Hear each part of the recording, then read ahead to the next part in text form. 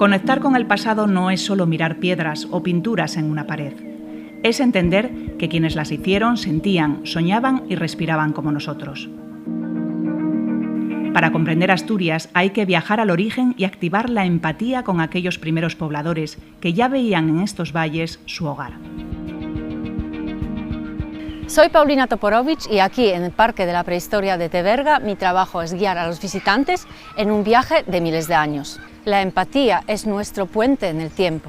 Ayudamos al público que deje atrás el ritmo moderno y experimente cómo la creatividad y la comunidad nos hicieron humanos. El turismo cultural y arqueológico es un motor que da vida a los valles interiores de Asturias. Emprender aquí y activizar este entorno mediante talleres y actividades demuestra que la prehistoria no es algo muerto. Es un sector profesional que sigue vivo, genera empleo, fija población y despierta un profundo respeto por nuestro patrimonio común. Ser guía de museo es uno de los ámbitos de desarrollo profesional que ofrece el sector turístico en Asturias. Mi consejo, ven con la mente abierta, dispuesto a experimentar y escuchar los ecos del pasado.